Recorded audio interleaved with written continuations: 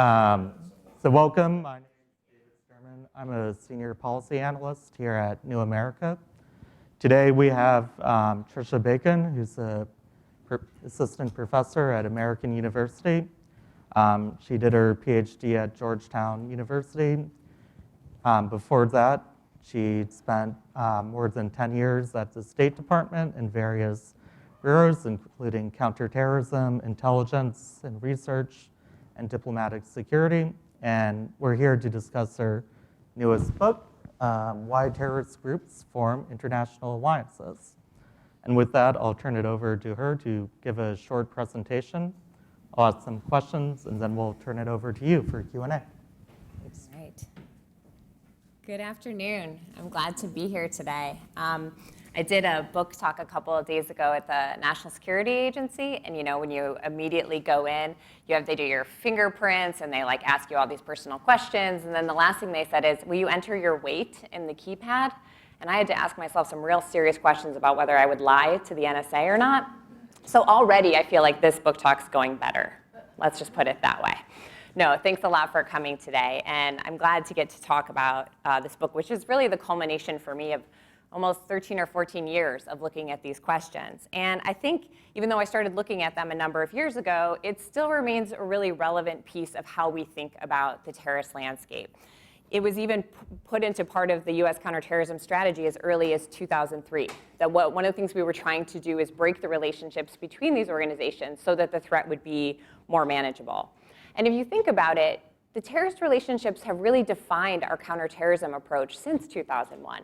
If you think about how we counter and the resources that we've put into countering groups like Al-Shabaab and Al-Qaeda in the Islamic Maghreb, the fact that these are Al-Qaeda affiliates has fundamentally shaped how much resources and how much concern we have about these organizations.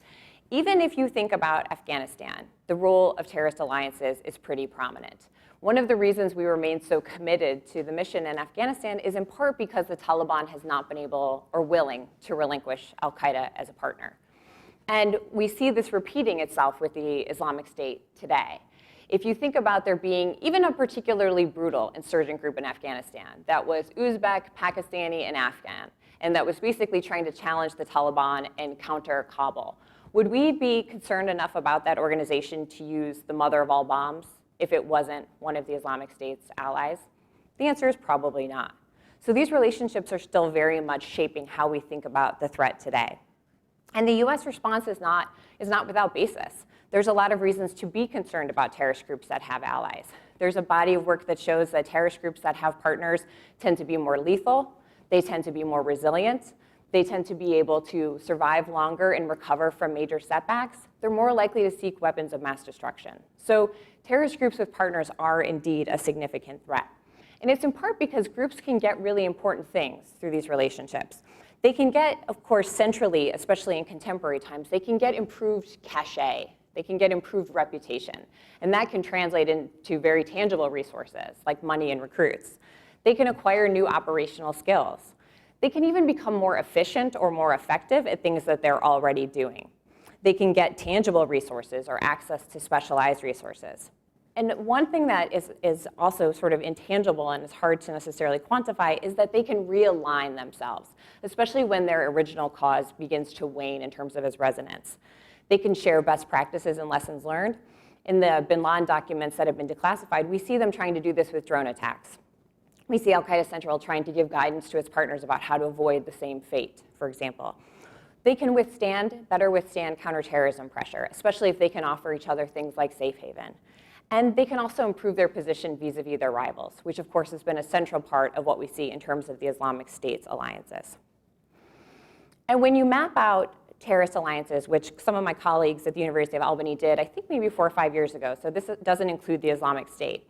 What you do see, though, is there is a pattern that emerges. Yes, you have various nodes of alliances, but within some of these, you have groups that operate at the epicenter of these networks. You have the groups that are very tightly connected to other organizations.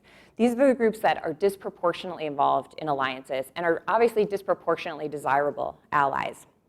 And interestingly, while this is from 4 or 5 years ago, and we clearly see this today with Al-Qaeda and the Islamic State, it also has historical precedent, which I'll talk about in a little bit.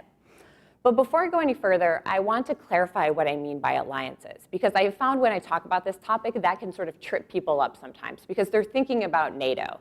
And admittedly, a terrorism NATO would be sort of concerning, but that's not the kind of relationship I'm talking about. But I am trying to go past ad hoc cooperation, which is the majority of the kind of cooperation we see between terrorist groups, is basically sort of cooperation as needed. I'm talking about cooperation, in addition to that, an expectation that there's going to be consultation and coordination in the future. So there's this additional element of expectations that goes on in these relationships. And it's important that they have this because this means that they have reliable sources of assistance. They have places they can seek help when they need it. And it's clear that this is also important to terrorist groups as well, because this has been a central part in how Al-Qaeda and the Islamic State have constructed their relationships. They want a degree of formality that involves them anointing certain groups as their terrorist partners. The other important caveat that I want to raise is that I'm looking at a subset of these relationships between groups that are not rivals. And I think this is actually a really important distinction that maybe hasn't gotten enough attention. And that is to say, when you look within an insurgency, you look within a conflict, you look at the relationships between the Afghan Mujahideen groups when they were fighting against the Soviet Union. You look at the relationships between the Syrian insurgent groups. Those are groups that are vying for the same resources. They're vying for the same recruits. They're competing with each other. And that competition has a lot of ramifications for conflicts writ large. But one of the things that it does is it has ramifications for their relationships with each other. And what the existing work has shown is those relationships tend to be about calculations about improving their position vis-a-vis one another, smallest winning coalitions, trying to manage exploitation by other rivals. They have a number of very parochial reasons within the conflict that they engage in these relationships. But even more importantly, they're very temporary. These are tactical relationships. They tend to be pretty shallow relationships, and they're fluid relationships. Your ally today can be your enemy tomorrow. This is sort of the dynamic that these organizations face.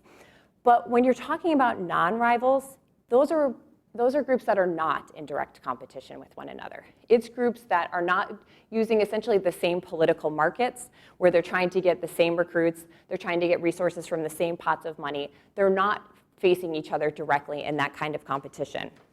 And sometimes that's pretty obvious, right? When we hear about the IRA and FARC cooperating, we're like, yeah, they're not rivals. But sometimes it can get a little bit more murky. And admittedly, in some of these cases, there's some competition, but what I'm trying to look at is when competition defines the relationship between two organizations. And that doesn't necessarily correspond with being co-located or not being co-located. We have actually seen Al-Qaeda being able to abstain from cooperation with a number of the Pakistani groups in Fatah, in the federally administered tribal areas, for example. It's operating in the same places, but it's not actually directly competing with those organizations. And there was a time when Al-Qaeda and then Al-Qaeda in Iraq were not competitors. But now, of course, we see in this current environment that Al-Qaeda and ISIS are operating as competitors. So it is even something that can change over time. And sometimes when I feel like this concept gets a little bit murky, I like to go back to the basics, and that is a sort of business analogy. If you want ice cream, you might go to Baskin-Robbins, or you might go to Dairy Queen. And if the two of them were to merge in some way, those are two very clearly businesses that are rivals, that are seeking the same market.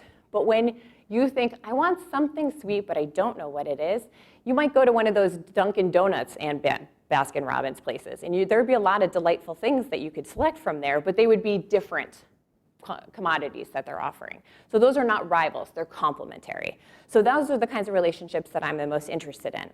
And I think they're particularly important not only to specify them, but because these are the relationships that dominate in the current threat environment. And these relationships, unlike the rival relationships, have proven to be quite resilient. These relationships are persisting over time and have not proven easy to break. So that raised the question in my mind about what causes them. And there were times when I was working on this project, especially in the early years, where people would say, it's obvious, these groups should ally. There's a ton of reasons that they should. And I'm not denying that that's true. But what I would say is there are a lot more hurdles to these relationships than we sometimes recognize. Terrorist groups are not particularly well positioned to be allies. These are not organizations that are particularly transparent. So they're not good at making the kind of commitments in the indefinite future that they're going to cooperate or they're going to help one another indefinitely in some kind of unspecified future. They're also not necessarily very transparent with information about themselves. They don't have an annual earnings sheet, right? They don't have a GDP. So it's hard for groups to assess partners. And one of the things that I've seen is what they do instead is they look at these very highly visible indicators of strength, like an attack like 9/11, like ISIS being able to take over major amounts of territory. It has to be something very visible like that. And the other thing that alliances can do is they can provoke new enemies. Essentially, what groups are doing when they form alliances is they're taking on board, to some degree, the enemies of their partners. Also, alliances can tend to be pretty internally divisive. In a lot of the cases that I looked at, elements within the group had a lot of doubts about the wisdom of forming these kinds of relationships. And that's in part because alliances divert resources to other causes. You are using some of your resources for your partner's cause, essentially, when you're cooperating with them and you're assisting them. They also, especially in the case of Al-Qaeda and ISIS, they involve relinquishing some autonomy. That's part of these arrangements, right? That Al-Qaeda and ISIS get some say into the operations. They get some say into leadership decisions. They get some say into those things. That isn't to say that they control them, though. And I think that's been a standard that has been sort of falsely applied. Alliances do not involve control. I think the United States knows that from its own alliances, but that's also very true in the case of these relationships. No one is controlling one another. This is about cooperation. The other thing that alliances can do that's problematic is they risk alienating groups from their constituencies. And we saw this concern, for example, with Al-Qaeda and Al-Qaeda in Iraq. We saw Al-Qaeda leaders saying to Al-Qaeda in Iraq, the things that you are doing are alienating our constituency. They are alienating Muslims when you're beheading people, when you're attacking Shia targets, and we want you to stop doing that. And again, that shows that control is not part of the calculation and that there are these risks that are associated with it. We also see that sometimes alliances struggle because of very basic cultural and language differences, which will come up in one of the examples I'll talk about later. The other thing that's a problem in these relationships is that terrorist leadership tends to be very pivotal in alliance formation. It tends to be terrorist leaders who have to be willing to form these relationships and even seek these relationships. And they're not exactly people who necessarily play well with others. These are people with enormous egos who see themselves as sort of in a sort of hero status or sort of a martyr status. They don't necessarily do that well in their relationships with one another. And then finally, and I think most importantly, alliances really significantly increase an existential threat to terrorist organizations, which is infiltration, which is detection, which is betrayal. You are expanding the number of people who know about your operations. You are communicating more across long distances. You are sending couriers and brokers back and forth. You are increasing the likelihood that you are going to be infiltrated or detected. And that's not a minor risk for these organizations. So while, yes, these are relationships that groups can get a lot from, and that may seem natural when they form, they're actually pretty problematic to form. And that's to suggest that the resilience of these relationships is at odds with how difficult they are for groups to form. And I think Al-Qaeda and ISIS alliance success can sometimes overshadow that. It can sort of make that less clear that that's the case. Because my finding was in almost every relationship I looked at, there were serious vulnerabilities, disagreements, and points at which alliances didn't happen in the process of forming them. And that's what brought me to the core question of this book, which is what motivates these alliances? What motivates them to form? And so before I sort of talk more specifically about those reasons, I want to jump back in history for a moment because I think that there's an interesting parallel. And that is to go back to a terrorism era which now might even seem a little quaint. And that's the idea in the 1970s that terrorists wanted a lot of people watching and not a lot of people dead. That is not how we would describe contemporary terrorism, right? Of course, a lot of groups today want both of those things. But despite that major difference, I found that some aspects of the terrorism landscape remained consistent. And one of them was the motive for alliances. And that was to address organizational shortfalls. That these groups were motivated when there was something missing. They were facing some kind of weakness within their organization. And alliances played a pivotal role in groups being able to address those weaknesses, to improve their capability, to enable them to recover and even survive in some cases. And the other constant was there were these central nodes that operated at the epicenter of alliance networks. So to illustrate this point, let's sort of go back to a historical story and talk about the late 1960s in West Germany. And it was one of those places, like many others at the time, that was facing a left-wing protest movement that was largely about the Vietnam War, although not entirely, but it was a galvanizing cause. And the protesters there in particular linked West Germany to the Vietnam War because there was such a large US military presence. But there was also something more subtle at work, which ends up being consequential. And that's the idea that the US had become sort of an informal model for how West Germany could recover from Nazism, the model that it could aspire to in order to be a country that was re-entering normalcy. But for the people involved in this protest movement, the idea that the US was a model was shattered by the Vietnam War. And so they've started to see the entire system as being suspect, in part because there were still prominent former Nazis who were in power, and in part because of this war. And because of the prevalence of the Holocaust, you might think that this movement would be pro-Israel. But what happened was after the decisive victory in 1967, they decided that the Palestinian cause was a cause on par with the Vietnam War. It was a national liberation cause. There was a lot of affinity for the Palestinian cause within the movement. So after several years, this movement does not have much to show for its efforts. And there were a number of incidents that made sort of a radical fringe within the movement get frustrated and get restless. And one of the key ones was when an unarmed protester was shot in the back by a police officer during a protest of the anti-Shah, a protest against the Shah's visit to West Germany. And that radical fringe became very interested in escalating their activities. But they didn't have a lot of experience, they didn't have a lot of training, so what do? They firebomb a department store after hours. And it causes some damage, it's expensive, it's not, it damages capitalism, right? It's consistent with their goals, but it's amateurish, and it really has no major implications. And not surprisingly, shortly thereafter, they're all arrested. They don't have the skills. So they're arrested, but they're allowed out on bail. And then their leader, who's probably someone many of you are familiar with, Andreas Baader, gets rearrested. And he is detained while the rest of them are free. His girlfriend is an enterprising sort, and she decides that they're going to break him out of prison. And so she enlists her journalist friend, Ulrich Meinhof, to pretend to arrange an interview in a third location that's less secure. And then they go in and they break out Andreas Baader. And then this unit that's called Baader-Meinhof is born, but they call themselves, of course, the Red Army faction.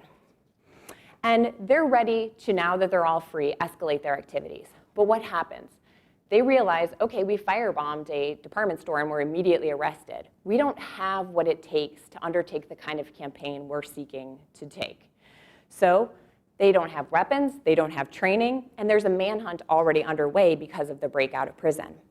So they turn to the Fatah representative in West Germany, and they say, can you help us? Can you help us get weapons? Can you help us get training? And he offers them to come to Jordan, which is at that time where Fatah, of course, had its bases. So they arrive in Jordan in 1970, and the Palestinians don't really take them very seriously because they don't really have any skills. They don't really have much to offer. And so they show them some orphanages, they show them some refugee camps. It's revolutionary tourism, right? It's not real training. And the West Germans get frustrated, and they insist that they really want training. So Fatah agrees, and they bring them to one of their real training facilities. And what happens next, if it weren't so dangerous and didn't involve terrorism, would be a little bit entertaining, because the West Germans are sort of ridiculous when they get there. They complain that there's no soda and that there's not enough food. And Andreas Baader decides he's going to wear his leather pants during training, which in Jordan just doesn't seem like a good idea because it's so hot. But besides that, it also doesn't help them to be taken seriously by their counterparts. And in the training that they're undertaking, they're frustrated. They don't need to learn to run long distances and slit a camel's belly back in West Germany. And those are the kind of skills that they're getting. So there's this mismatch between what Fatah can offer and what the Red Army faction needs. And so they start to act out. And one of the things that they do is they fire their ammunition endlessly. And for the rest of the trainees at the camp, they have theirs rationed. So the trainer decides, enough with this silliness. We are rationing the West German trainees as well. So they go on strike at a terrorist training camp. And while they're on strike, the women decide it's a good time to sunbathe with not a lot of clothes on. Again, a very clear sort of cultural clash here for their much more conservative Arab hosts. And also probably, again, not a great idea in Jordan given the heat and the sun and the possibility of sunburn. So shortly thereafter, someone who is quite serious shows up at the camp. And he's a Fatah commander who would go on to mastermind the Munich Olympic attacks in 1972. And he's not amused by the West Germans. And he sort of makes a deal with them. You can stay as long as you start to behave like real trainees. And so the next time they create drama at the camp, they tell them it's time to go home. And they send them back to West Germany. And so the West Germans return, and they take a couple of years where they get a lot of attention. They're stealing BMWs, they're robbing banks, but eventually they start a campaign in 1972 of bombings. And they bomb a US military mess hall at a base in Frankfurt. They bomb the car of a federal judge who had signed a warrant for their arrest. They bomb a conservative media outlet, and they bomb another US military facility. And within weeks, maybe at most a month, they're all arrested. The entire organization is arrested. And this could have been the end of the story, right? But instead, when they're in prison, they become a cause. They become a cause unto themselves. They're kept in cells that have all white walls, quite cold temperatures, lights are on 24 hours a day, soundproof rooms, and the accusation is this is deprivation, sensory deprivation, and it's akin to torture. And it actually begins to get quite a bit of sympathy. And the prisoners use it to show that the West German government is exactly what they said it was. It's the kind of government that will torture its own people. They go on hunger strikes, and one of their members dies of a hunger strike.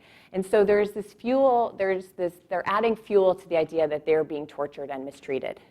And this is not inconsequential because it gets a significant following outside of the prison. And there's several attempts to form new organizations to break the prisoners out that the West Germans pretty quickly detect. But then there's one that starts to gain traction. And that's because they have help from the prisoners' lawyers. They have help from people who got out of prison who were in there for lower level sentences. And they start to coalesce around the idea that they need to get the prisoners out of the jail. But they have the exact same dilemma that the organization did in 1970. They don't have the skills to do it. They don't have the weapons to do it, and they don't know how to plot hostage-taking operations. So they did exactly what their colleagues did in 1970. They approached Fatah, and they asked them to help. But by now, Fatah's not interested in this kind of relationship anymore. It is getting international legitimacy, and it's stepping away from the terrorism and relationships with terrorist organizations. But it does broker an organization, an introduction to an organization called the Popular Front for the Liberation of Palestine, PFLP, specifically its Special Operations Group. And its Special Operations Group is important because it's both willing and able to help. It's an organization that, even though it's shadowy, it's small, it's covert, it's not a massive organization like the PFLP. It's a semi-autonomous wing of the organization dedicated to international terrorism, primarily dedicated to hostage-taking attacks. So it is, in other words, an ideal partner for the RAF at this point. And they invite the West Germans to come to Yemen, South Yemen, and get the training that they need to engage in hostage-taking operations. And this time it goes much, much better than last time. And the West Germans create a number of potential plots that would be hostage-taking so that they can get the prisoners out. They can compel their release. And so they return after several months of training, and they launch what becomes known as the German Autumn. And this involved several operations. Some of them didn't go well. They were kidnapping operations where they end up killing the potential hostage by accident. But the other problem that they face is that the West German government is not willing to compromise in this way anymore. It's not willing to engage in hostage-taking, hostage releases for these kinds of operations. And so there's repeated failures, and the prisoners are getting pretty frustrated. So what does the RAF do? They return to the PFLP Special Operations Group, and they get more guidance and more assistance in order to launch one final operation. And that's the kidnapping of Hans Martin Schleyer, which is sort of notorious in terrorism circles. And Stefan Aust wrote a book where he describes him as a man who was positively destined for this role. He was a major businessman, he was a friend of the prime minister, and he was a former SS officer. So he had a lot of the symbolic power they needed, they thought, to get the prisoners out. But instead, the West German government brings the full force down on the group and engages in a massive manhunt and is unwilling to negotiate. So what does the RAF do? They turn again to the PFLP Special Operations Group, and they agree to host them in some of the camps and facilities they have then in Iraq, because they have a relationship with the Saddam Hussein regime. And so they're able to get out of some of the counterterrorism pressure, except for those who are guarding Schleyer.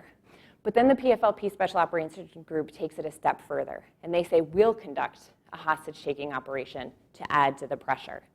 And that's exactly what they do a month later. They conduct a hijacking of a plane going from Mallorca to Frankfurt. It has about 86 passengers on board. And they issue demands for the release of those prisoners and a few Palestinians that they'd like to see released from Turkey. They have some trouble finding a place to land, but even though they land in Somalia, the Siad Barre regime was very susceptible to international pressure, and he allows the West German government to launch a rescue mission. And they succeed in rescuing all of the remaining hostages and killing several of the attackers. With that, the Red Army faction leaders decide they've had enough, and they stage their own suicide in prison. And they make it look like murders, and there is undoubtedly questions about why they had guns in their cells and knives in their cells, but most accounts suggest that this was indeed a suicide. And when the news of this reaches their followers, they're of course desolate. This was their primary objective. Some of them leave, but the rest of them are able to stay under the PFLP Special Operations Group's protection in Iraq. And several years go by, they haven't basically done anything, but they are able to regenerate several years later, and they learned some significant lessons from these relationships. Of course, they got the operational capability, they got the operational guidance, they got the cachet of being associated with the Palestinian cause. They got safe haven at some critical points. They didn't succeed in getting their aims. There's no doubt about that. But one thing they did learn was how to forge these relationships and how valuable they would be. And they go on in the 1980s to forge their own alliance network with left-wing groups in Europe. And they rebuild themselves, essentially. And they're able to attack US military targets and businesses. And even the collapse of the Berlin Wall, they survive, although they are weakened. And this organization does not disband until 1998.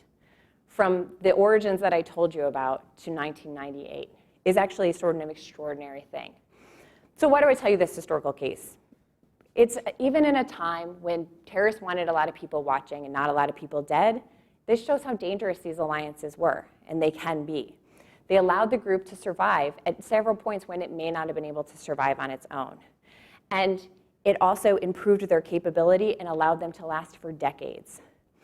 And it also shows that alliances are not easy to form. One of their efforts doesn't succeed, essentially, when a lot of things suggested that they should in terms of their shared ideology and their shared enemies. One of them succeeds and one of them does not. And it's in part because there are these barriers.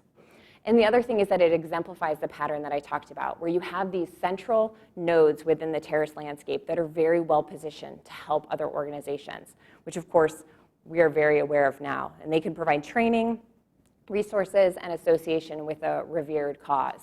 And it's a pretty powerful combination. And then, of course, it illuminates the point of the book, of what motivates these relationships. Yes, these groups shared an ideology. Yes, they shared enemies. And that's our conventional wisdom about why these relationships form. Those things were important to help support alliance formation, but they weren't the cause. They weren't what motivated it. They stemmed from the Red Army faction's organizational shortfulls. They stemmed from the organization needing to gain capability that it couldn't acquire on its own. And so this case, I think, brings into focus that dual component, the threat that these alliances compose, but actually the weakness that motivates them.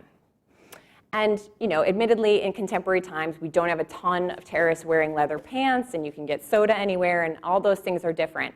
These alliances are still pretty important in terms of the terrorist landscape. And this is what I found in 2005 when I was an analyst at the US State Department. We had seen that there were negotiations underway between al-Qaeda and a group that was then known as the Salafist Group for Preaching and Combat. And they were trying to determine whether they were going to form an alliance. And the negotiations were protracted. They seemed to be going on a long time. And it just wasn't clear if these alliances were going to come to fruition. And I was asked whether what I thought was going to happen. So I undertook research to see what had done this in the past, what had been the motives in the past. And I found people consistently citing, after the fact, a shared ideology and shared enemies. And that clearly couldn't explain this case, especially the difficulties they were having. They'd had shared ideology for years. They'd had shared enemies to some degree for quite a bit of time, too. So it just couldn't explain what we were seeing. It couldn't explain why some alliances succeed and others fail. It couldn't explain the terrorist landscape that we were seeing with the concentration of groups around al-Qaeda. And yes, there's clearly a shared correlation between alliances and these factors, but it didn't have sufficient explanatory power. Instead, it was these organizational shortfalls. And in the GSPC case, it had experienced significant losses to an amnesty. It was under major military pressure. It had essentially lost a leader to the amnesty and had a new leader come in. And it couldn't recruit anymore because people didn't want to join the cause in Algeria. They wanted to go to Iraq. Even people who are motivated by jihad were not willing to join the organization anymore. It was in sort of this existential crisis. So it needed a partner who could provide some of these very things, who could provide it the cachet that would allow people to join it again and it to bring in the resources so it could recover. And yes, ideology mattered. It didn't ally with Hezbollah. It allied with Al-Qaeda. It allied with a partner with a shared ideology. But it did so, the timing of it was explained by its organizational weakness. And these organizational shortfalls in particular appear to occur when a group is young, shortly after it's formed, after it's experienced significant losses, like the case of the GSPC, or when its adversaries have gained a major advantage, which was also the case with the GSPC. The Algerian government, after sort of being disreputable throughout the 1990s for the way it handled the insurgency, was now all of a sudden brought into the international fold post 9/11, and the US was giving it significant assistance. So I'm sure I wrote a very insightful piece on what was going to happen at the time, but it wasn't based on this. It wasn't based on knowledge of what was going to happen. So when I joined the program at Georgetown several years later, this was the topic that I decided I wanted to pursue. And it's still of central relevance when we think about the terrorist landscape. It's been years since Al-Qaeda has conducted a major attack. Its continued relevance is in significant part attributable to its alliance accomplishments. If you think about it, it's actually remarkable the group has survived at all in the almost 17 years since 9/11. And even in February, the DNI called it a major actor in global terrorism. But it's when you account for its allies and its affiliates, you can see that it is indeed that kind of major player in the terrorist threat environment. And even when you strip away Al-Qaeda's allies and just leave its affiliates, those who have sworn allegiance to Al-Qaeda leaders and been recognized by it, the group's reach still discernibly reduces, but it's still formidable. And in fact, the DNI attributed the persistence of Al-Qaeda to the staying power of its affiliates. And you can see when looking that that's a significant part of it. But if you strip away both the allies and the affiliates, there's a much more manageable threat from Al-Qaeda, even in Afghanistan and Pakistan, which has been central to the group's ability to survive. But the important part of this is entirely theoretical, because we haven't demonstrated that stripping away Al-Qaeda's alliances is possible. Even the Islamic State hasn't really been able to do that. Even when it was at its peak and had a lot to offer, a lot of people speculated that the affiliates would defect, but they didn't. Al-Qaeda's alliances have remained resilient, even when it has much less capability and much less to offer its partners. There has been a stickiness to Al-Qaeda's relationships. But this is, as I say, much different than the difficulty they have actually forming these relationships. And then last but not least, certainly, is ISIS. And as all of us know, after proclaiming itself to be the caliphate, it formed alliances with groups in dozens of countries. It followed Al-Qaeda's model of publicly anointing its allies. And this helped to bolster their stature and their resources, and it allowed ISIS to verify its claims that it was leading the movement and it indeed had brought the return of the caliphate. But a closer look at these partners suggests that a lot of them were new organizations. They were organizations that had broken away from much more established groups that were seeking to establish themselves. A few of them were once strong organizations that were undergoing significant losses and were at a pivotal point in their ability to survive. And now, just as Al-Qaeda did after 9/11, ISIS can turn to these allies to project strength and relevance, even as it sustains all of the losses that it has. And so that's to say, to conclude, that I think the most significant terrorist threat we face today emanates not from individual organizations, but from basically two major organizations that have developed these extensive alliance networks. And again, I don't want to suggest that alliance networks mean that these groups are all in lockstep with each other. These relationships are complicated and they are difficult. But simultaneously, they provide resources that organizations can turn to, and they provide resources for each other when they've experienced losses. And importantly, neither one of these organizations has lost any of their partners due to counterterrorism efforts. Counterterrorism has not damaged these alliance networks in any way. Yet in every case I've looked at, there were serious obstacles to forming these relationships. So I think it's important to recognize the vulnerabilities at the alliance formation stage and the weakness that causes these relationships, because it suggests that more can be done to disrupt these partnerships before they form. And I hope by examining these specific types of relationships, because they're so important to the terrorist landscape, that this book can be a contribution to that end. So with that, I will welcome David back up, and any questions you all have, except ones that are related to my weight. Those are still not allowed. Thanks. Can I sit with you?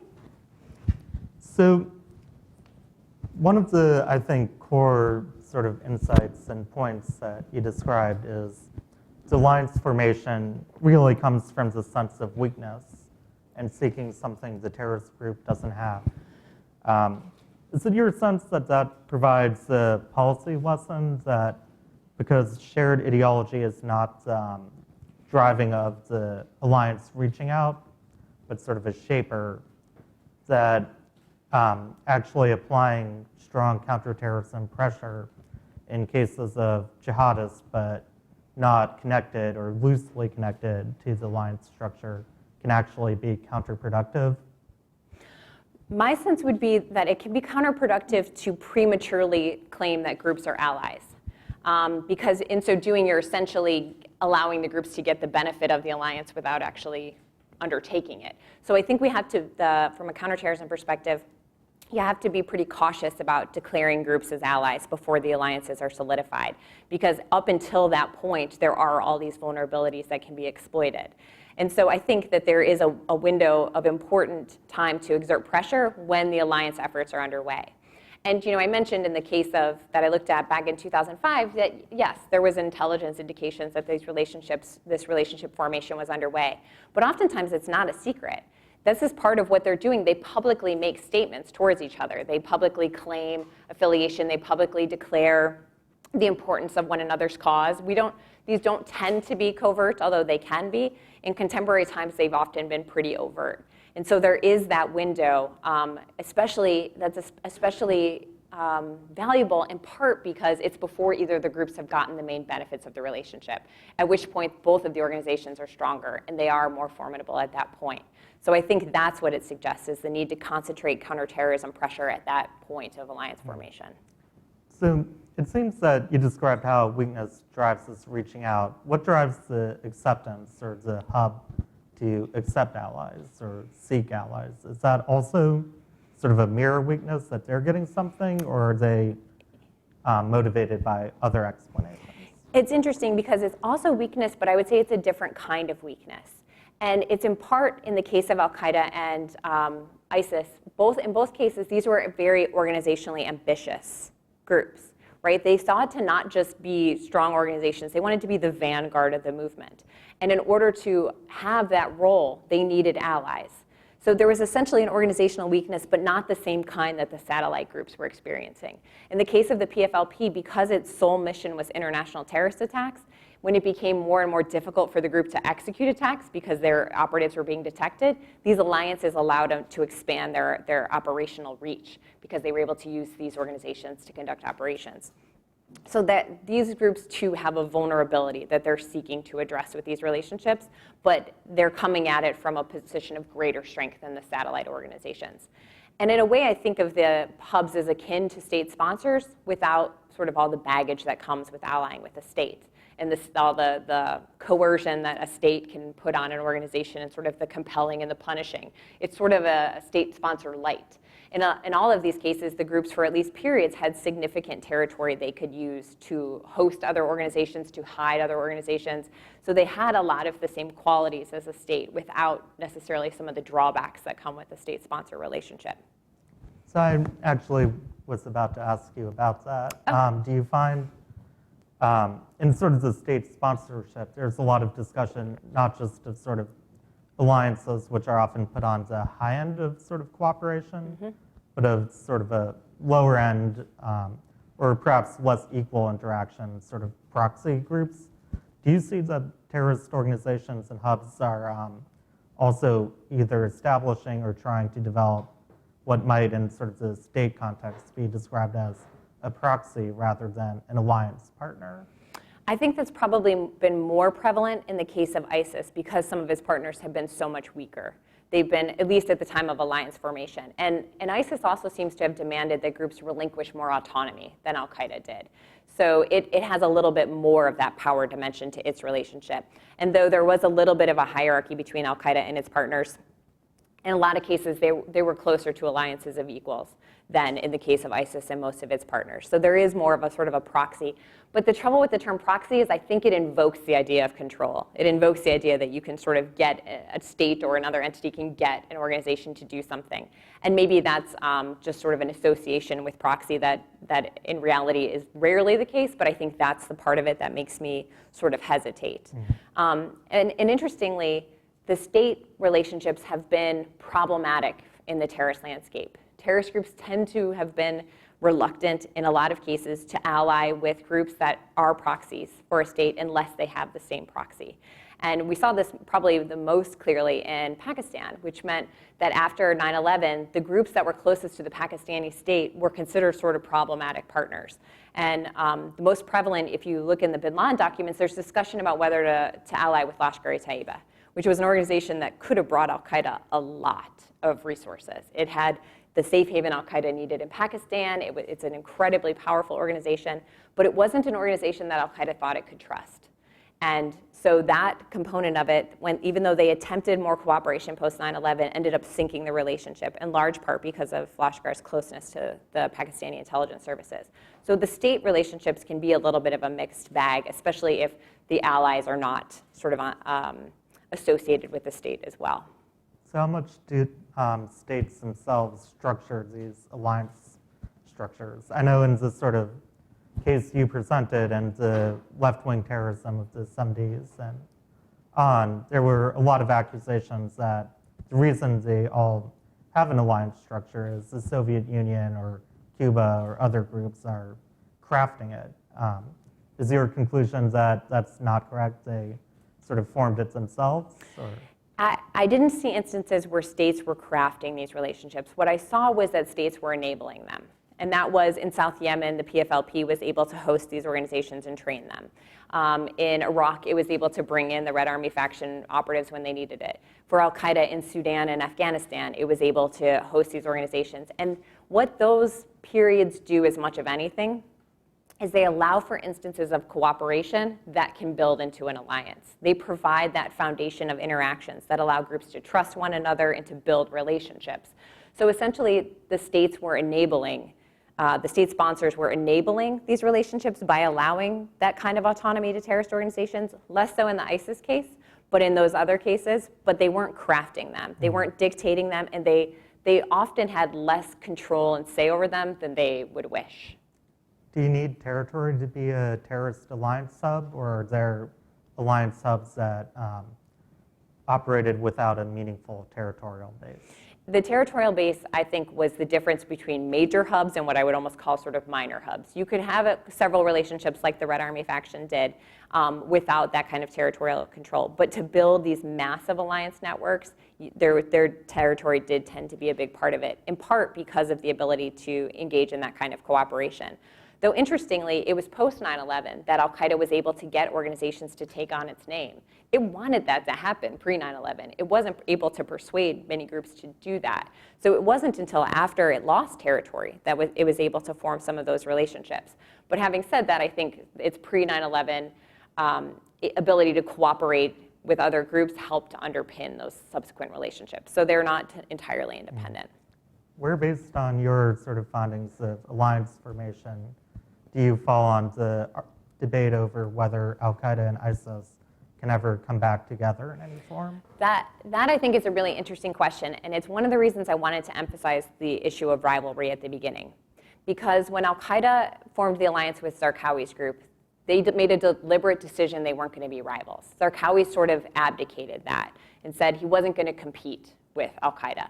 And so they were able to form that alliance, as troublesome as it was, right? It was definitely a flawed alliance, but it lasted 10 years despite how flawed it was, because they weren't competitors. If Al-Qaeda and ISIS were to seriously consider allying again, they would be doing so from a position of rivalry. And that is a different calculation than what I talked about in terms of these non-rival relationships. So they would be, once again, sort of in that situation where they're looking at what their relative power dynamics are and what their smallest winning coalition, sort of all those rivalry components. And also, they would have to be factoring in the consequences of betrayal and the consequences of the alliance being over tomorrow, it being a much more shallow, a much more tactical alliance than it was the first time around. So what I would say is that they're not well positioned to ally in the way that they previously did as non-rivals. Now they would have to consider an alliance based on rivalry, and that's, even if it forms, not necessarily a particularly resilient relationship in comparison. So we're about to go to your questions, but first,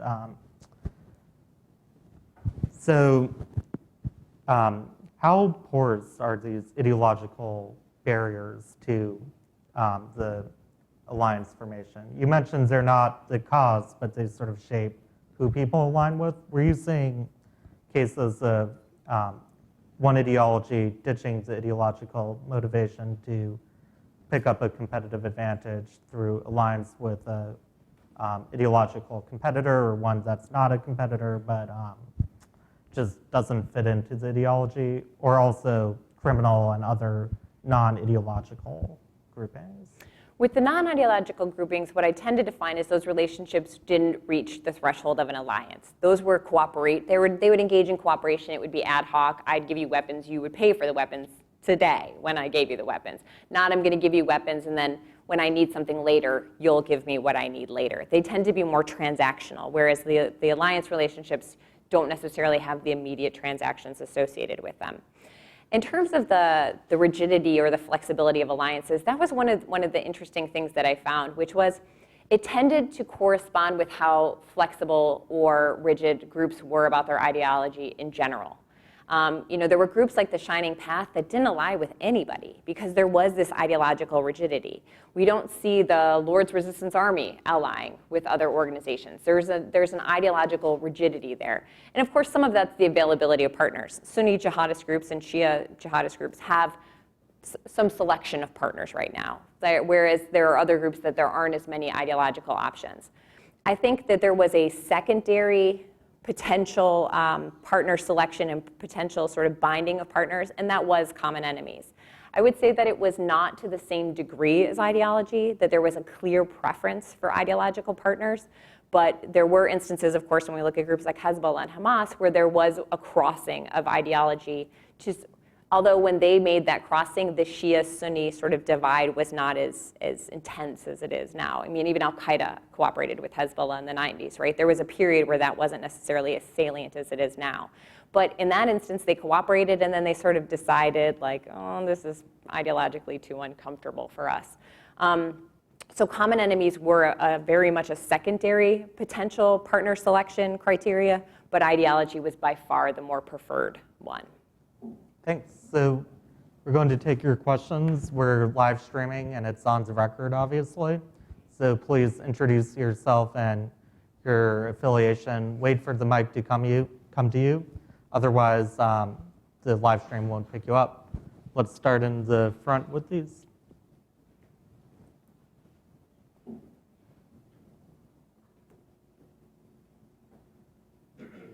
My name is Andrew Iva with the Freedom for Sudan Committee, and so I'm interested primarily in that particular state sponsor of terrorism.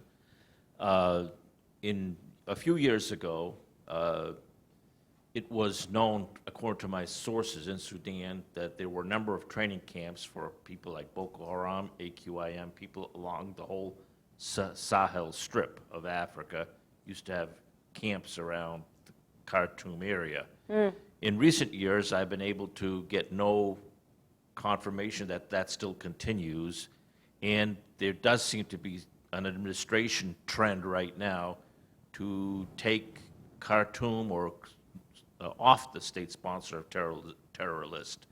So do you have any insights on Sudan's, in particular, since you're looking quizzically like I don't know how much you may not have a deep case on that? There is a technological university in one of the suburbs of Khartoum where people throughout the Islamic world get courses in being webmasters and operating that type of skill. So anything you have on those two ideas. Oh, one comment I would like to make, I should have said that first. I do appreciate your attitude of beating these people. That's an attitude that's an attitude there's more of needed in the city. You know, I looked at Sudan as a state sponsor in terms of what organizations were present there and what they were doing the last time when I was in the government. So I'm not aware of what you talked about with Boko Haram and AQIM having a camp presence there, which isn't to say that they don't. In both cases, AQIM had enough territory in the Sahel that I'm not sure they really would need much presence in Sudan. They had plenty of operating room there. And as Boko Haram extended into the neighboring countries, it also did. So if they had a training presence there, I don't imagine they relied on it. I don't imagine it was sort of central for either organization. My understanding of Sudan's remaining on the state sponsors list that was more of an issue of the designated Palestinian groups was that Hamas and the Palestinian Islamic Jihad still had some degree of presence there, and that was one of the major stumbling blocks to them getting off the list. I'm not aware of Sudan sponsoring sort of the other Sunni extremist groups, so you may have better sources on that than I do. I think Sudan's most pivotal role in terms of terrorist alliances, of course, was during the 1990s. And it wasn't in crafting, it was in providing the location for these relationships for them to meet and for al-Qaeda to disperse the funds and provide training for other organizations. So that, again, like the time in Afghanistan, was pivotal not only to those relationships, but to subsequent relationships because there were the personal relationships and the history of cooperation. So that's sort of what my sense of the Sudan picture has been. But clearly you followed it more closely, so you may have a better sense of some of those things. Other questions? Stay on this side. In the middle. Thanks very much. Your book fits in a real niche or absence of current literature in the subject. On my craft, I spent many years in the counterterrorism office before you were there, and author of a recent book on U.S. counterterrorism from Nixon to Trump. Oh. And out of that comes both an observation and a question.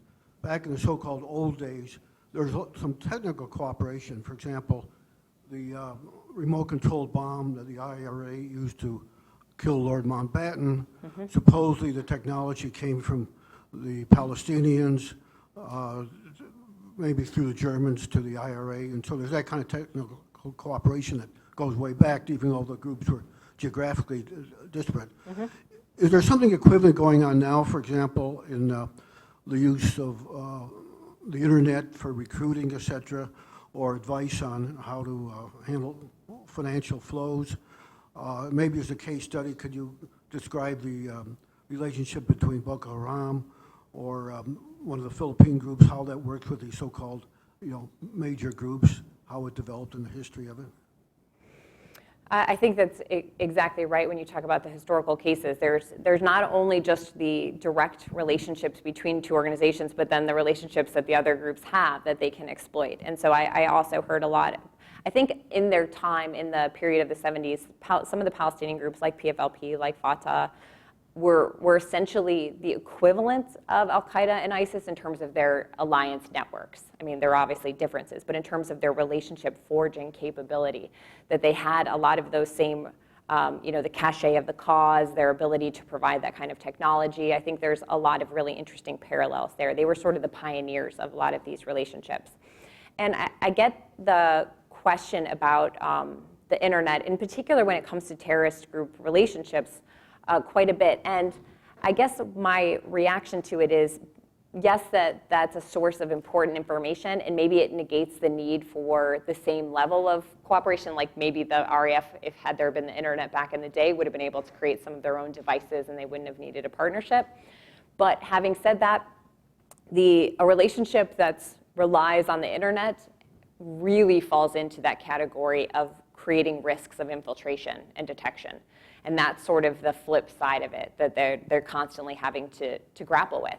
And it was interesting, in sort of an old school way, in the documents from the bin Laden compound, he was really reluctant to use the internet to communicate with the affiliates. he specifically said, let's use couriers. They are much more reliable. Now, again, there's obviously ISIS has been able to overcome some of that, but there was that concern about detection that is so central to the internet. Excuse me, I was thinking more of the advice on how to put out propaganda, recruiting messages, that type of thing. I'm sorry, can you say that again? I only caught part of it. Whether they were sharing some of their expertise Oh, definitely. on developing recruiting propaganda. And I think ISIS has invested more in that than even Al-Qaeda has. And what we saw is when groups would become allied with the Islamic State, we'd see that improvement in their propaganda. We'd see that it sort of escalated a level of sophistication, a level of savvy, and it was distributed more. And some of it is that it provided that assistance, and some of it is that now it was associated with, now that a group is associated with the Islamic State, its propaganda got even more attention. So there were sort of two components to it. So yes, I think that is a part of it. And that's sort of, in modern times, that's just another one of it used to be, okay, they wanted training on how to use certain kind of devices, et cetera. Now I think that propaganda piece of it is almost as important in terms of what a group can get from these partnerships from a group like ISIS.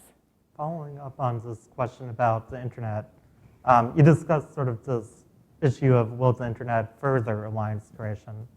On the other hand, does the internet and its growth destabilize these alliances? I'm thinking particularly, you mentioned ISIS didn't actually have much success pulling off Al-Qaeda affiliates. But when we look a bit broader, it's not an affiliate, but ISIS did just seem to sweep away the sort of European jihadi movement in total from sort of an Al-Qaeda-ish alliance. Is that, do you think that's sort of a reasonable interpretation of that? And does that have to do with the internet breaking apart the old, more sort of established group connections we used to see? Yeah, and I think that raises the interesting point that, especially in places where it's hard to form an organization, like where the security service capabilities and penetration make forming a full organization particularly problematic, like in the United States, like in Europe, the focus isn't on these kinds of organizational alliances. They're on more individual recruitment from the internet or elsewhere and on sort of the networks. They're not necessarily these organizational relationships. And I wouldn't say that that focusing on alliances, by focusing on alliances, I'm saying that those aren't important, because I definitely think they are. I think they're a separate category. I think, I have a colleague, Asaf Mogadam, who's done a lot of work on sort of the overall relationships, including at those more individual levels and a more cellular level. And I think those are an important part of the threat environment, especially in the West, where the relationships I'm looking at are much more rooted in established organizations forming alliances with other established organizations. And so I think that they're two pieces of the threat picture that are complementary, but they are different. Further questions? Let's do behind there. Yep, on the right side of the right behind. Yep. Do you believe that the rise of social media recruiting has actually made groups in different theaters of conflict less likely to cooperate because they're now globally competing for recruits? Oh, that's a really interesting question. I think that recruitment in conflict environments in particular does still tend to follow local lines. Individuals tend to still join local organizations, especially now that it's much more difficult to go to Syria or somewhere like that as a foreign fighter. I thought some of those dynamics were particularly interesting to look at, like when we saw Somalis who were becoming foreign fighters in Syria, like calculus of becoming a foreign fighter in Syria versus joining al-Shabaab, I thought was a really interesting one that merited more examination, but still overwhelmingly Somalis were joining al-Shabaab or even the Islamic State's affiliate in Somalia. And that's what these alliances do, is they allow individuals to join that perhaps more attractive cause by joining a local organization. You could still be part of ISIS in Somalia, in Niger, in Libya, so you were able to join that cause, but you were able to do so locally. So in a way, I think that it actually helps these local organizations to recruit. So I would say that almost to a degree the opposite. But of course, you do have instances of people choosing to go to join these organizations in a way that might produce some competition, But I think overall, it doesn't cause competition to dominate in the relationship. It just creates sort of an element of, it's almost a spectrum, and it still keeps them on the non-competitive side of the spectrum. Let's do over here. Well, let's catch on right down here. Sure.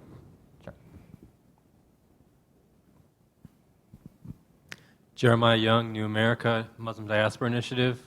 You mentioned briefly that it might be useful to look into breaking apart these alliances. However, usually these types of alliances in the past have broken apart due to internal disagreements over ideology or tactics. So can you think of an instance in which more of an external intervention splintered an alliance, and what about that intervention made it successful? No, in fact, I would argue quite similarly to you that we don't have success disrupting those relationships once they're formed. And that's why I'm advocating for more disruption in the alliance formation process. When there are these disagreements, when there are these internal divisions, when there are these hurdles, I think once they're formed, it becomes pretty difficult to do so. And even in cases where we see that they were disrupted, like Al-Qaeda and ISIS, it took 10 years and a lot of other dynamics for that relationship to finally break despite all of the problems in it. So that's what I would say is in the alliance formation stage. And some of the things that I saw that helped prevent an alliance from forming was almost dominantly when there were concerns that a partner was infiltrated. That was enough to stymie some very promising alliance options. The PFLP wanted to ally with the Red Brigades, but they weren't willing to do it because they thought it was infiltrated. When Al-Qaeda and the GSPC were engaging in the alliance negotiations I talked about earlier, one of the concerns was that the GSPC was infiltrated, and that's one of the reasons why it took so long to form the alliance. That's a big one, because it means you can't essentially trust your partner, and these alliances can't form if you can't trust each other to cooperate. And infiltration is just so dangerous that it's one of those things that can really stymie even the most potentially valuable relationship. So I would say in terms of the pre-alliance period, that was a big one. But I agree. I think we're in violent agreement that we're not having success disrupting these relationships. And even ones that are disrupting seemingly because of ideology or seemingly because of tactics, I think often have to do more with individuals like the leaders not getting, like Zawahiri and Abu Bakr al-Baghdadi, actually disliking each other and having this clash of egos may be just as important than some of their ideological and tactical differences. So I think from a counterterrorism perspective, that's the challenge, is to get in front of these relationships. Now let's do on this side now.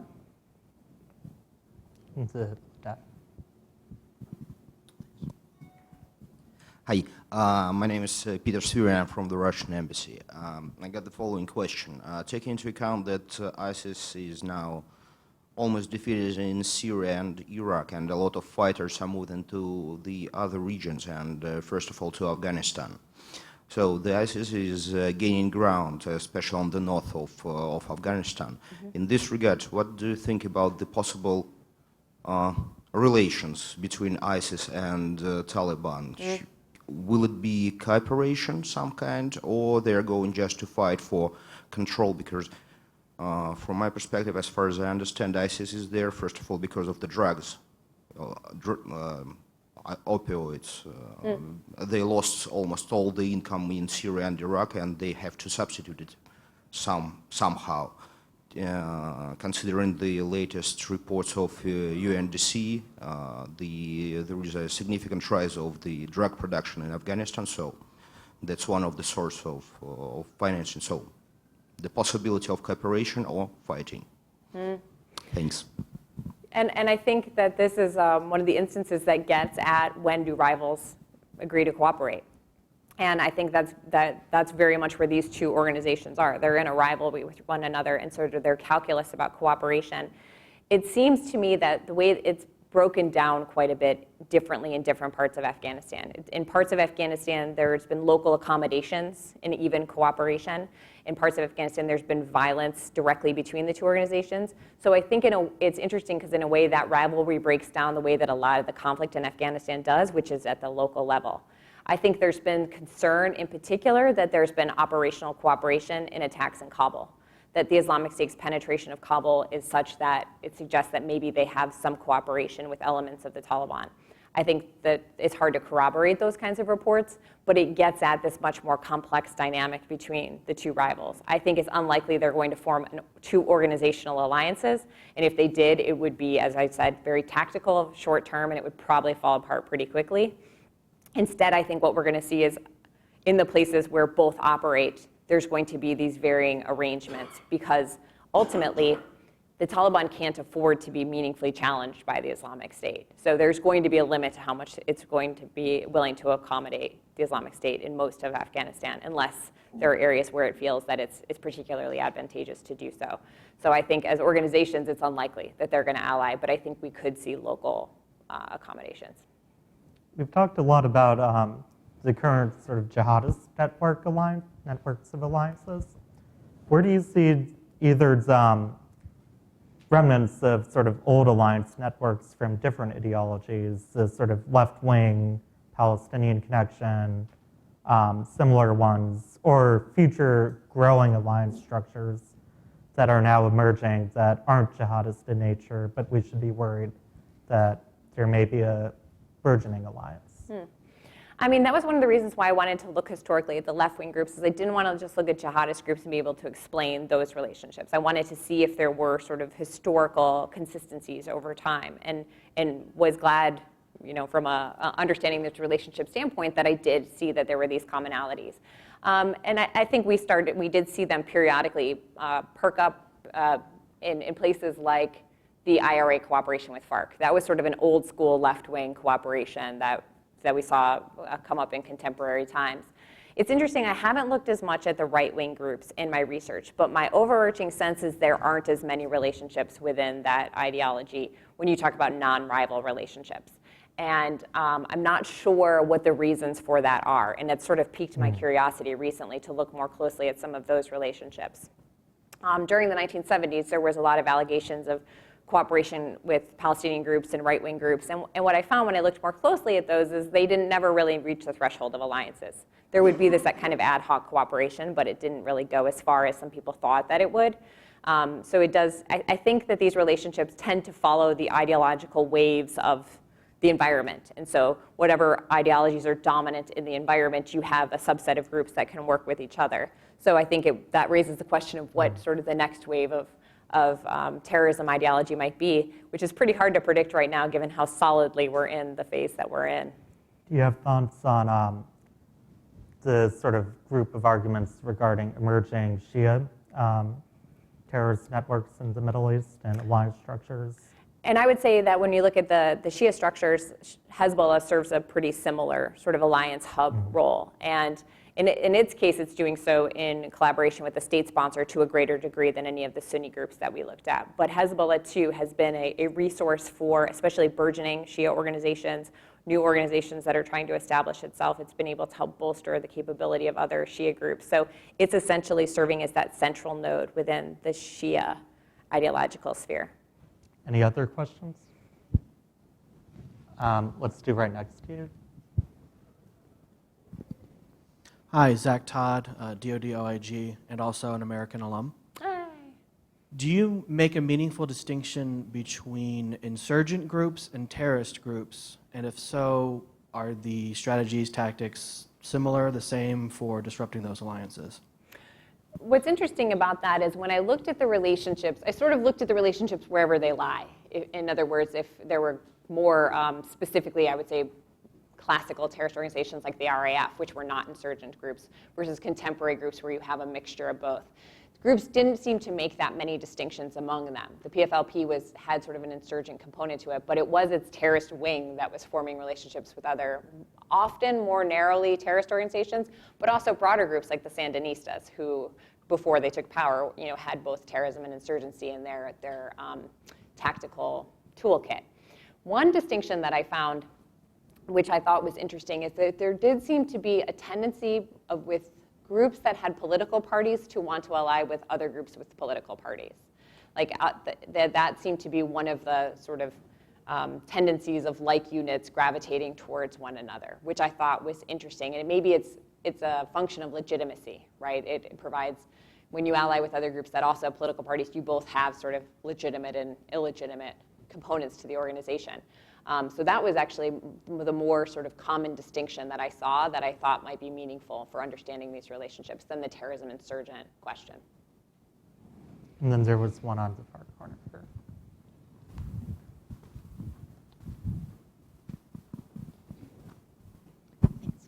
Hi, my name is Margaret. I'm an intern at CSPC. So you opened up by kind of clarifying what alliances are and that it's not like a NATO structure, right?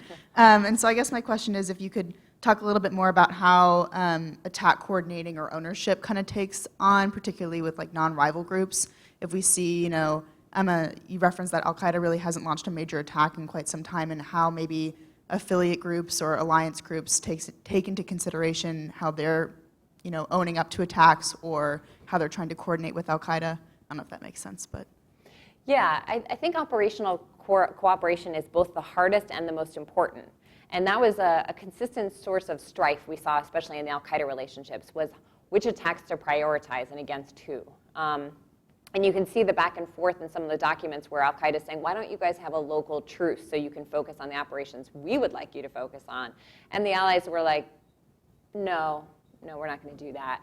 So that's part of like the dynamics of these relationships is the hub can strongly suggest its preferences, but what was interesting is when Al-Qaeda was suggesting that, and sometimes even in the same letters, they would be asking those groups for money. They'd say like, we'd like you to attack the Americans, do you have $100,000? So it was interesting because some of that authority was like, it wasn't coming from the money they were giving them.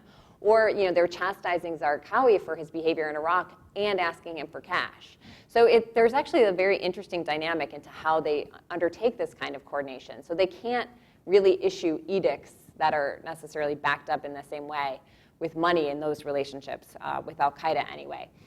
So I think in terms of the Islamic State, it's been more flexible than Al-Qaeda about what's an acceptable target and what to prioritize. They're sort of you're with us or you're against us attitude towards everybody creates an expansive target set and operational set. So there's probably not the same level of dissension within those relationships about who is targeted. Too many civilians, that was a big thing with Al-Qaeda. Too many Muslim civilians were being killed by its affiliates, and it wanted that to stop. I don't sense that Islamic State is going to have the same kind of consternation with its allies. So that's probably, the need for coordination is probably lessened by its being more indiscriminate. Whereas with Al-Qaeda, there were efforts to do that, but it was a constant struggle for Al-Qaeda, especially as Al-Qaeda had taken on this, I don't want to say moral authority because that almost sounds positive, but like, that it was the stronger in terms of its authority based on its reputation and its past than actually what it currently had. Any others? Yep.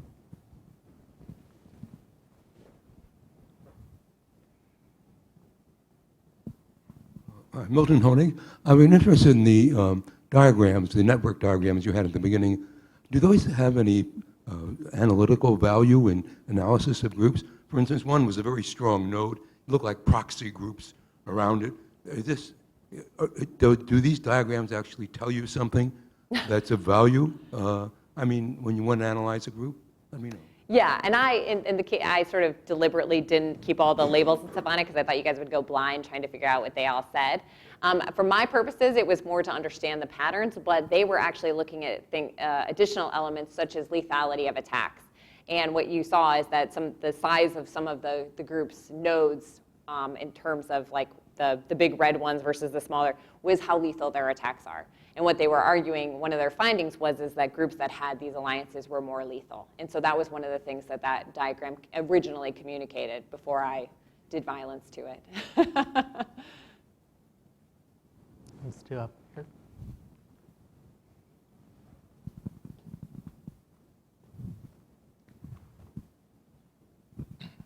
Hi, my name is Jack Krapansky, unaffiliated. Question about two groups. First, a simpler one, HTS in Syria. Do they still deserve the Al-Qaeda brand, or are they off on their own? And then the second is KSM and Al-Qaeda, because it seems like an outlier. Is there any other historical comparison? And is Al-Qaeda, whatever's left of it, have any remnants of KSM's influence, or is it just Al-Qaeda as it was before him?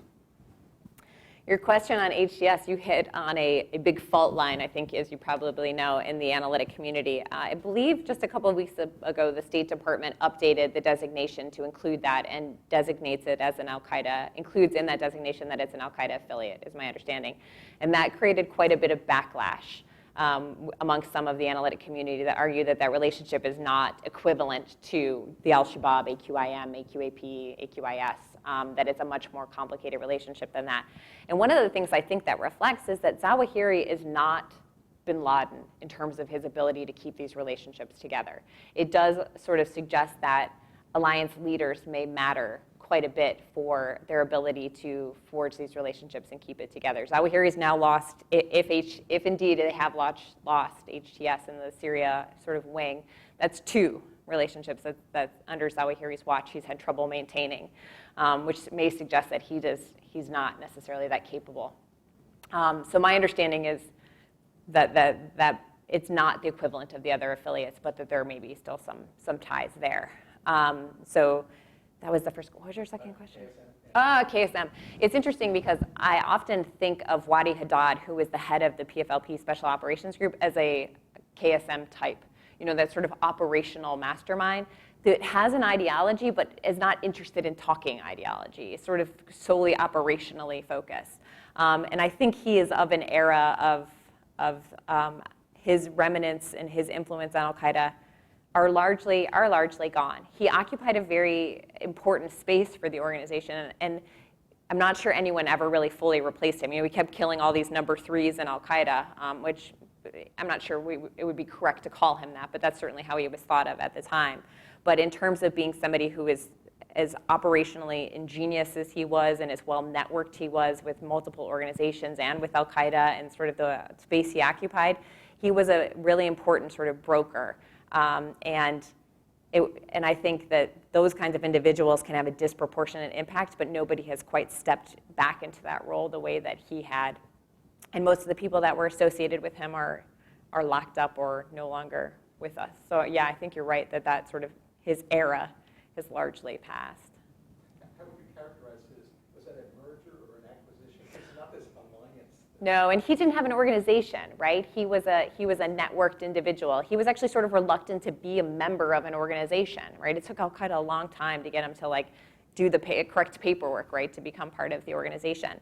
So he more fits the category, like an Abu Zubaydah as well. These were individuals who didn't join the organization the same way, but were invaluable to it anyway, and were so well connected that they brought a lot of assets to it. So you're right, that's a different category than these organizational relationships. It falls under a different category. But again, I'm not saying necessarily less consequential, because he was obviously so critical to a lot of plots.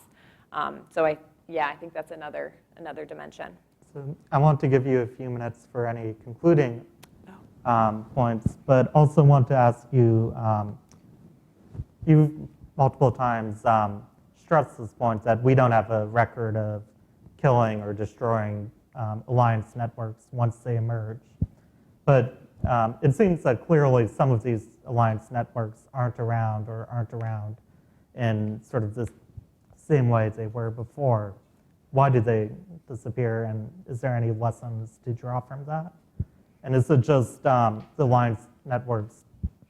An alliance network dies when the terrorist hub gets destroyed for whatever reason terrorist groups end, or do alliance hubs end when the terrorist hub does not end?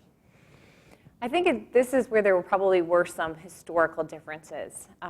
In the case of the PFLP, there were a couple alliances that essentially the subordinate group grew out of them. They joined they allied when they were pretty young, and when they got what they needed from the relationship, they didn't end the relationship, but the relationship sort of gradually petered out and wasn't sort of operational anymore. They could still return to each other if they needed, but there wasn't a lot of cooperation in between. And so it sort of gradually occurred.